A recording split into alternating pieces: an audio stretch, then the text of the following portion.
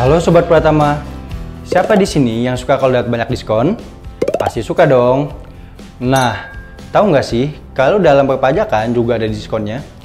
Di perpajakan, diskon tersebut biasa disebut dengan istilah fasilitas perpajakan. Di video ini, kita sudah membahas mengenai fasilitas PPh UMKM.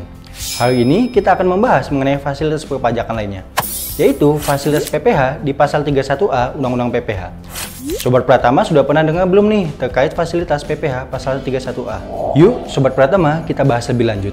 Bersama saya, Fahri Afianto, dalam Barudak memahami fasilitas PPh pasal 31A.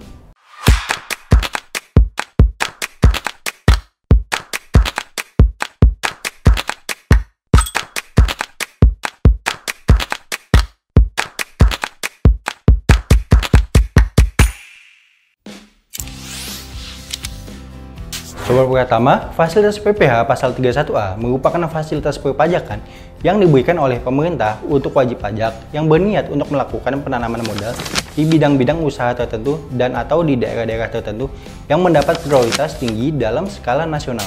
Fasilitas yang diberikan cukup menarik loh, mulai dari pengurangan penghasilan neto paling tinggi 30% dari jumlah penanaman yang dilakukan, penyusutan dan amortisasi yang dipercepat, kompensasi kerugian yang lebih lama tetapi tidak lebih dari 10 tahun, sampai dengan PPh atas dividen kepada subjek pajak luar negeri dengan tarif 10%. Ketentuan pasal 31A Undang-Undang PPh tersebut diatur lebih lanjut di Peraturan Pemerintah Nomor 78 Tahun 2019 berikut ini.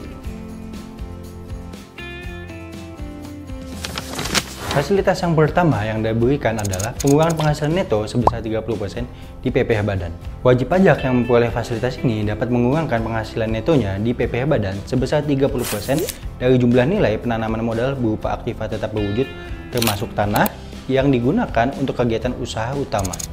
Fasilitas yang kedua adalah penyusutan dipercepat atas aktiva tetap berwujud dan amortisasi atas aktiva tak berwujud yang diperoleh dalam rangka penanaman modal. Untuk mengetahui masa manfaat dan tarif penyusutan serta amortisasi yang ditetapkan, Sobat Pratama dapat melihat cuplikan berikut ya. Selain itu, fasilitas ketiga juga tidak kalah menarik loh Sobat Pratama. Biasanya jangka waktu kompensasi adalah 5 tahun. Tetapi dengan fasilitas ini, Sobat Pratama mendapatkan perpanjangan waktu hingga paling lama kompensasi selama 10 tahun loh. Bagaimana ketentuannya ya? Yuk Sobat Pratama dapat melihat cuplikan berikut ini. Tapi perlu diingat juga nih Sobat Pratama, untuk ketentuan pada angka 1 dan 2, tambahan kompensasi kerugian diberikan pada tahun pajak pertama, kedua, dan atau ketiga, sejak wajib pajak berproduksi komersial. Sedangkan untuk ketentuan pada angka 3 sampai dengan 8, tambahan kompensasi kerugian diberikan sampai dengan jangka waktu pemanfaatan fasilitas berakhir. Fasilitas terakhir adalah pengenaan PPh pasal 26 atas dividen yang lebih rendah, yaitu sebesar 10% dibandingkan sebelumnya sebesar 20%. Tapi, jika persetujuan penghindaran pajak berganda atau P3B mengatur lebih rendah, tentunya Sobat Pratama dapat menggunakan tarif di P3B ya. Nah, itulah 4 bentuk fasilitas PPh pasal 31A. Menarik kan Sobat Pratama? Eits! Tapi bagaimana ya cara mendapatkan fasilitas ini? Dan siapa saja yang berhak mendapatkan fasilitas ini? Sesuai dengan ketentuan di pasal 31A Undang-Undang PPh, fasilitas ini ditujukan untuk mendorong kegiatan investasi langsung di Indonesia melalui penanaman modal asing maupun dalam negeri. Maka dari itu, fasilitas ini ditujukan untuk wajib pajak yang melakukan penanaman modal pada kegiatan usaha di bidang-bidang tertentu dan atau di bidang-bidang tertentu di daerah-daerah tertentu yang memenuhi kriteria dan persyaratan tertentu. Kalau bidang-bidang usaha tertentu dan daerah-daerah tertentu yang dari tadi disebut itu apa aja sih? Nah, bidang-bidang usaha tertentu dan daerah-daerah tertentu dapat Sobat Pratama lihat di lampiran 1 dan lampiran 2 PP 78 tahun 2019 ya Sobat Pratama. Selain memenuhi bidang usaha tertentu dan daerah tertentu di lampiran 1 dan lampiran 2, Sobat Pratama juga harus memenuhi ketentuan terkait kriteria tertentu dan persyaratan tertentu. Kriteria tertentu yang dimaksud adalah 1. Memiliki nilai investasi yang tinggi atau untuk ekspor. 2. Memiliki penyerapan tenaga kerja yang besar. Atau 3. Memiliki kandungan lokal yang tinggi.